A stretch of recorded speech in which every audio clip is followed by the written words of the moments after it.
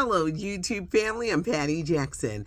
I'm your auntie of pop culture, and we're back to the red and the big hair as we get ready for the weekend. It's not cute not knowing about anything in life, especially daily stuff.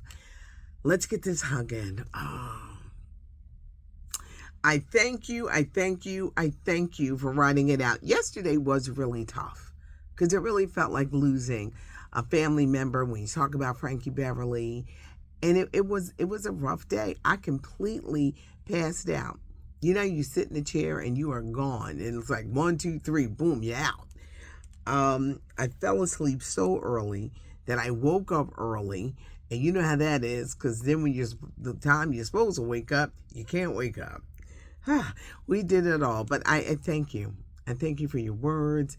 Just remembering this man and the music, and he's the culture. People say, what is Frankie Beverly? He's the culture. As we get more information, I will pass it on. James Earl Jones. We lost him a few days ago at the age of 93. Well, before he died, he signed over the rights to his voice. He's going to be Darth Vader forever through the use of AI, artificial intelligence. So you're going to still hear his voice as Darth Vader. You're still going to hear his voice as Mufasa in the Lion King movies, but he did this before he died. Shannon Sharpe. The NFL Hall of Famer, football great, Broncos for years, ESPN's, sports announcer. He fessed up and said, oh, my phone was an act. He was the talk of the town because Shannon, we heard him having sex with some woman named Michelle. We didn't see it, but you heard it. He was in a rush to have sex with this woman. And he said he kind of like threw the phone down. He says, I don't know how to do Instagram Live. Well, you had to be on Instagram for maybe something did happen. You ever drop a phone and it calls somebody and you're like, oh my gosh, I didn't mean to do that. But you were on Instagram because it wouldn't have hit the live button. He says he's embarrassed by what has happened. People hearing him having sex with this woman. Come on, get it. And apparently her name was Michelle. I think it was a stunt. I do. Y'all know I hate stunts. I do. I think it was a stunt. I'm going to tell you why. At the beginning of the year, his YouTube channel, he had a interview with Cat Williams that went through the roof. So many people, over 100,000. Even more than 100,000. Like a lot. They tuned in. Millions tuned in because Cat Williams was just dropping bombs all over the place. Everyone was looking at Shannon like, how you get that? Oh, I want that to happen to me. He is still bringing in millions of viewers, but not like he was during Cat Williams. He's had some good ones. He just did one with Marlon Wayans. But it wasn't the Cat Williams effect, and I think that was an anomaly. That was a one-of-a-kind thing. Great launch, and he's interviewed so many people, but he didn't get the numbers that he got with Cat Williams. I think it was a stunt to bring attention to that.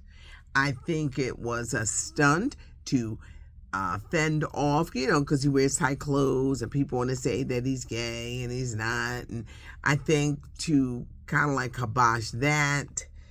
But really, his show is not as popular. Still popular. But with Cat Williams, that was an anomaly. He says he's embarrassed. He is not getting in trouble from ESPN. All it has done is raise his profile. He didn't know. But him saying that, okay, my phone wasn't hacked. And, he was just very embarrassed. This stunt, publicity stunt, had him in the headlines. They're still talking about him. You're hearing him have sex with a woman named Michelle. They trying to find Michelle, child. They want to know who she is. Oh, I can't stand stunts, but for some people, it keeps them in the headlines. It does. It just keeps them in the headline. But Shannon Sharpe, we just gonna say, hearing him having sex, you couldn't see anything, but you could hear him. It was interesting. He's proving that he still can do that thing. Saturday Night Live turns 50 this year. New episodes kick off September 28th. There's actually a movie coming out. You know, some of the biggest stars came out of Saturday Night Live. The late John Belushi. Let's see, I'm going to start naming them and won't be able to finish them. Gilda Radner, Eddie Murphy, Garrett Morris. I'm not going to keep on because Chevy Chase. But there have been major stars that have come through Saturday Night Live. 50th anniversary. There's a movie coming out in February. And I'm sure they're going to have a special. And if they don't have Eddie Murphy in the special, I don't want to see it. I think one of the biggest stars to come out of Saturday Night Live was Eddie Murphy. He was something else with those characters. But the new season, September 28th, Maya Rudolph says she is so excited about playing Vice President Kamala Harris. Also, who's going to play Trump? This is going to be interesting as they kick off a new season. I love the political skits. Supermodel Naomi Campbell, she's 54 and looks great. The mother of two recently posed nude for Timberland.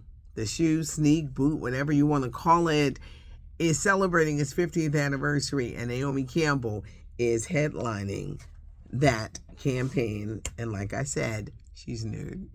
I do a podcast, Patty and the Millennials. I'm the baby boomer. There's millennials, there's Gen X, there's men, there's women, and now we're bringing in the Gen Zs. I love to hear the differences of opinion. You don't have to always agree with somebody, but great conversation is a must without, acting a fool. This week we talk about, is immigration the number one problem in this country? To me, no. I think it's a scare tactic. It is a problem, and they've got to do something down that border from keeping so many people coming in, because once you get here, you can't speak English. What you going to do for money? And they're making it seem like every immigrant that comes into this country is going to rape or kill you, and it's scare tactics to make you scared.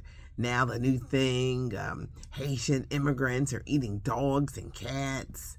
It's scare tactics because this country has bigger problems. Guns, food prices. Yesterday I was talking about daycare. I said, why is daycare so expensive? People are just trying to make it and survive. New report came out that said that Gen Zs and millennials, they're not having kids because they're like, we can't afford no kid. What do you think are the biggest problems in this country? Immigration is one, but it's not the biggest. Gun violence, we see it. These guns land in the wrong hands, and it's a disaster. Some people are of retirement age, but they can't retire. They got to keep working. They got these bills. Some people that retire, unretire. That's a thing now. What do you think the biggest problem? Of course, there is divisiveness in this country. When you cut somebody, everybody gonna bleed green, bleed red. You would think you like, well, I'm this race, my blood's gonna be this. No, everyone's cut, everybody is red. What do you think the biggest problem is in this country? My podcast, you could find it Spotify, Pandora, iHeartRadio, Apple Podcast, SoundCloud. It's just great conversation. I love to have conversation, and it's okay to agree to disagree. Caitlin Clark, Indiana Fever, she'll probably be the Rookie of the Year. She liked a comment about Kamala Harris, Taylor Swift endorsing her.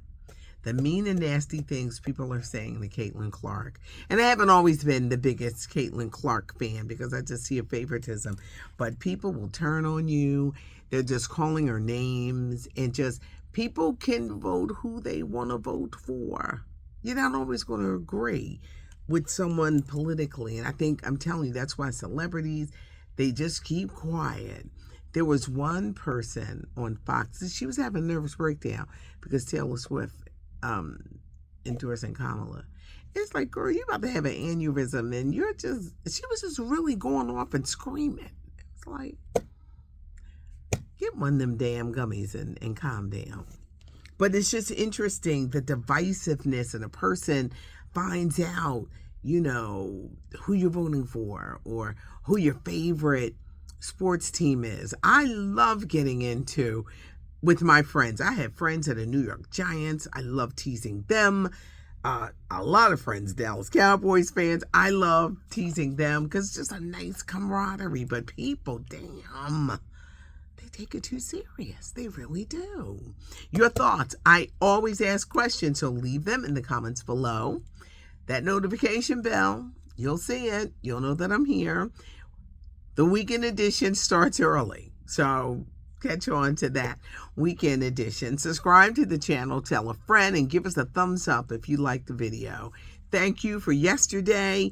I appreciated the hugs. I think we were kind of like feeling each other here, but I appreciate you guys, and it's just wonderful to have a chance to speak with you on this platform.